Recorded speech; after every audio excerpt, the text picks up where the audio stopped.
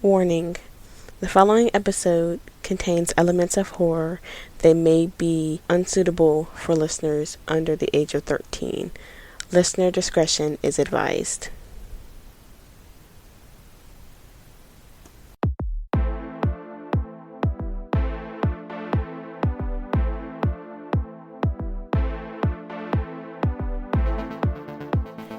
Welcome to Beyond the Bizarre, a podcast curated to all things, well, bizarre. My name is Brianna, and I will be sharing with you urban legends, lore, ghost stories, and more from around our planet.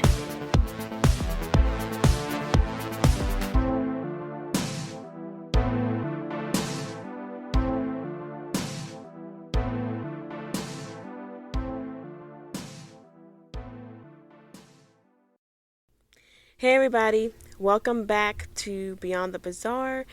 We are here with Season 2, Episode 5. And on tonight's episode, we're going to ruin your childhood a little bit. On tonight's episode of Beyond the Bizarre, we're going to be sharing and discussing lost and banned TV episodes, particularly lost episodes of children's TV shows. So I know we have a disclaimer at the beginning of every episode saying that some material may not be suitable for children under 13, but I want to go ahead and give another disclaimer that the content I'm about to share with you guys regarding these lost episodes is extremely dark, so just take precautions. There is a lot of graphic description and mentions of suicide, so if you find that triggering, you don't have to listen. I will let you know when we get to that part, so you can listen to the other parts if you want to, but I will give you guys trigger warnings. So with that being said, let's get into lost and banned episodes of children's TV shows. The lost episode of Winnie the Pooh, known as Making Friends the Easy Way. The episode begins with Winnie waking up and notices that his front door is ajar. So normally, this concerns Pooh, and he begins to ask, "Who's there? Hello? Is anyone there?" etc. When he finds no one inside, he makes his way towards the door to the outside. When he gets outside, Pooh looks around to find no one outside. None of his friends, no one else is there. He begins to feel neglected. Pooh, feeling ever so distraught, drops to his knees and begins to hit the ground. Pooh begins to cry out that he doesn't deserve to be alone and that he needs and deserves friends. He then concludes that he has to go find some friends. Walking through the 100-acre wood, Pooh stumbles upon a young boy waving at him. Pooh walks over to the young boy and says, "Friends forever," as sharp teeth grew from Pooh's mouth. Pooh opened his mouth as wide as he could and proceeded to devour the child, while the child was still alive. The lost episode of Barney. The story comes from a father that swears that there is a lost episode of Barney that he caught his kids watching. Upon reviewing the weekly TV guide program, the man saw that the lost episode of Barney would be airing that evening at 7 p.m. Knowing that his children were fans of the show, he asked them if they were interested in tuning in. The children said yes, and at 7 p.m. that evening, they all sat down to watch the program. When the episode started, the Barney theme song began playing as usual, but something was off. Instead of the song being happily sung, the song was being whispered. At the start of the episode, the children were holding the Barney doll as usual, and then Barney comes to life. But when Barney started to talk, he sounded like he had two voices instead of one. Barney's normal voice could be heard along with a deeper, darker, scarier voice. Barney proceeded to say, "Hi kids, today I'm going to talk to you about death." The father was then taken aback by this. He wanted to turn off the episode, but was compelled to keep watching. In natural Barney fashion, the kids asked, "Barney, what's death?" Barney then began to chuckle, darkly, and said, "This is." Barney's face then begins to change. His teeth grow long and his face grows angry. Barney then devours the child and proceeds to chase the other children around and tries to eat them for the duration of the episode. On screen, the children are running, crying, and screaming for their parents to save them. The man watching with his children could not understand why his children were not disturbed and why he could not stop watching. At the end of the episode, Barney sings the iconic "I Love You" song, as if nothing ever happened. The Lost Teletubbies episode, known as The Playground. This lost episode was first discovered by a man who rented the DVD from the DVD store. The man walked up to the clerk, and the clerk gave the man a bewildered look, confusing the man. The clerk proceeded to ask the man if he is sure that he wanted to rent the DVD, as it is rumored to be cursed. The man looked at the clerk confused and asked what could be cursed about a Teletubbies DVD, and told the clerk he wanted to rent the DVD. As soon as the man got home, he put the DVD in the DVD player and began watching. As soon as the episode started, something odd occurred. It skipped completely over the BBC opening and the familiar speaker that says, "Time for Teletubbies, time for Teletubbies," did not say the familiar signal. Instead, the speaker stated, "Life isn't about anything. It's about consequences." Now, the man did find this odd considering that the show is geared towards a child audience, but he proceeded to watch the episode. The episode proceeded with Tinky Winky sitting at a table by himself crying. Through the window of the Teletubbies house, two little girls are visible, playing with entrails and guts. The scene then cuts to the Teletubbies bloody and hanging from their neck by gallows. Blood and guts are scattered all over Teletubby land. With this horrific scene, the Teletubby speaker kept repeating the phrase, "Life isn't about anything. It's about consequences. You're all going to die a horrible death." But the caveat is, the death of the Teletubbies would not come from the hanging and the gallows, but from a nuclear bomb hitting Teletubby land. The bomb would cause the destruction of Teletubby land and of the Sun Baby. Upon this, the Sun Baby begins bleeding from the eyes and starts crying. The Teletubbies' house then catches fire from the bomb, and the Sun Baby, bleeding from the eyes and face, begins to vomit all over Teletubby land. Following this, the episode glitches, and instead of the usual end credits, a series of Russian and Ukrainian text shows on the screen. This banned episode received 237 complaints, leading for it to be taken off air. This next lost episode does contain suicidal ideation. Squidward's suicide. This story comes from an intern at Nickelodeon Studios in the year of 2005. Let's call the intern Sam. Sam worked directly with the editors as they were working towards their degree in animation, and they got to view the episodes days before the episodes aired. This was right after the first SpongeBob movie was made, and all writers and staff were completely zapped of any creativity. This led to a longer hiatus between seasons as they scrambled to come up with good episode content. There then was a problem with premiere of season 4, which backed up productivity for a few months. Sam and two other interns were in the editing room along with the lead animation and sound editors for the show, working on the final cut. They had received a copy of an episode that was supposed to be Fear of a Krabby Patty. As normal, they all gathered around the screen to watch the episode. Now, since this was not the final product yet, animators will often use mock title cards as an inside joke of sorts, usually phony and lewd titles. So when the title card, Squidward's Suicide, appeared, the staff did not think of it as more than just a morbid joke. One of the interns stifled a chuckle as the episode begins with the familiar happy music. The episode starts with Squidward playing his clarinet and hitting a few sour notes as he always does. SpongeBob can be heard laughing outside, and Squidward stops playing and yells at SpongeBob to keep it down. This is a familiar cycle on the show.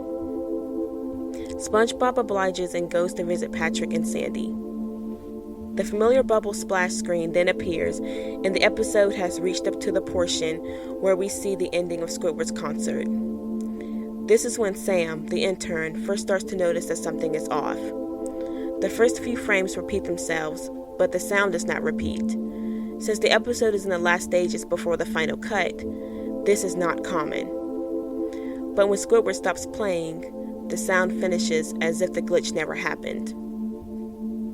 There is a slight murmuring in the crowd, and the whole crowd proceeds to boo him. Now, this is another familiar occurrence that we have come to know of in the SpongeBob shows, but this booing was different. There was actually hatred, malice. Squidward begins to look afraid as the screen cuts to SpongeBob, who is also booing. This is very odd because it is not like SpongeBob to boo anyone. But this is not the most oddest thing. The oddest thing is that everyone in the crowd has super realistic eyes. Not like real human eyes, but more like CGI. The pupils were red, and the interns and staff looked at one another confused. But since they were not the writers, they did not question it. Yet. The shot then goes to Squidward, sitting on the edge of his bed, looking forlorn. This is shortly after his concert, and the night sky can be seen from the tiny circular window in his home. Per Sam the intern, at this point, there is no sound whatsoever, not even from the speakers in the room. Squidward sat like this for about 30 seconds in silence, but then begins to sob into his hands. Well, tentacles. This went on for a minute while the background went from silent to barely there, windy sound. As Squidward's sobs became more profuse, it did not sound as if it was coming from the speakers. It sounded as if it was in the room. The screen glitches and Squidward reappears, still sobbing, but not tears, blood.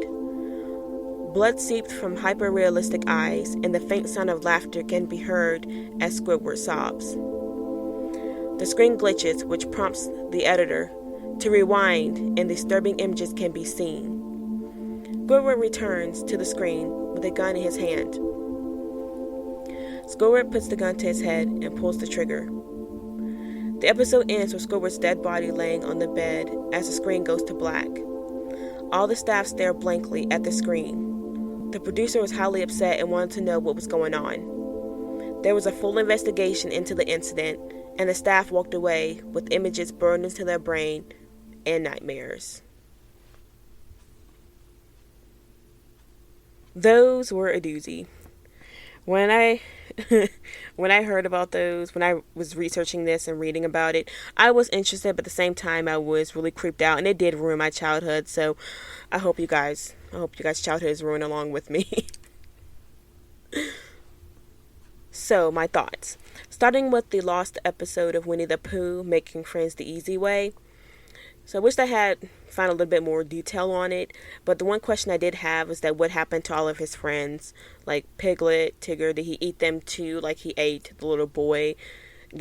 Is he like going through these moments where he's snapping, not remembering what's going on? Since he's looking around for his friends, he's probably not remembering that he's this creature, so I thought that was really, really terrifying. But I wasn't able to find if this was an actual episode that got banned or if this was just a quote lost episode urban legend type of thing, but it was interesting nonetheless. Now the Barney one devastated me because I was a Barney kid. I had all the little white tapes with the purple writing. I had all of the Barney. I was a Barney fanatic. Barney taught me pretty much, I'm not gonna say everything I know, but when I was young, Barney just taught me everything. So reading this it ruined my childhood. It really did. And the fact that this is Allegedly based on a true encounter, this man did swear that he saw this episode with his children. There hasn't been anyone else that's talked about it, but he did swear it did happen. But of course, if something like this did air, then they probably went through hell and high water to pretty much make sure it never sees the light of day. Again, at least. But it was just truly, truly terrifying. And then the man couldn't look away. He was wondering why his children weren't screaming, weren't disturbed. It was like something was compelling them to just sit there and watch this terror unfold on screen. Now, the version I gave you guys tonight was kind of an abridged version. I did include the actual long version in our show notes, which I'll include that on our website, beyondthebazaar.com, so you can go on there and read the actual full version. But I kind of did just an abridged version for you guys tonight. And yes, the full version is a bit more terrifying, and it also includes BJ and Baby Bop as well. So, yeah, it gets a little crazy. The next one was regarding the Teletubbies, the playground. Now, I love the Teletubbies, not as much as I love Barney, but I did love the Teletubbies growing up. But over the years, there's been a lot of creep factor stuff that's come out about the Teletubbies. Like the fact that they're actually like 7 foot tall, 7 to 9 foot tall, I believe. So that's terrifying in itself. But then to have something like this is just crazy. So at the beginning, we kind of hear that Tinky Winky's crying. Maybe Tinky Winky knows something's about to go down. It's unavoidable. But it kind of was a little bit all over the place for me because we have like the Teletubbies hanging from the gallows, then some nuclear bombs coming, the son's crying blood. So it was just like, it was a bit crazy for me, but also childhood ruining as well.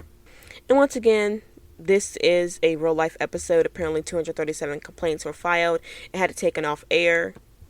I am so glad I was not one of the children that saw this episode. It probably would have scarred me for life. And then there was the Russian-Ukrainian writing at the end. That's a bit ominous. It's just really, really weird.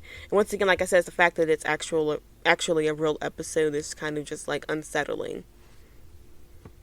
Like, I wonder how the kids that actually saw this episode are doing. If anyone has seen this episode or remember it, please let us know. We would be definitely interested in hearing that. And lastly, we have the story of, the lost episode of Squidward's suicide. So this one was really, really, really dark, but I wanted to share it because it was interesting. Once again, it seems like it did come from a true encounter. It came from an intern at Nickelodeon Studios back in 2005. My research didn't turn up a name, so I just named it Sam, as I wasn't sure of the gender. Sam can go male, female, whatever. So, Sam it is. Sam I am. So Sam kind of goes through and just tells us pretty much what happened. Once again, here I kind of gave the abridged version. The long version I will also include on the show notes on our website has more detail.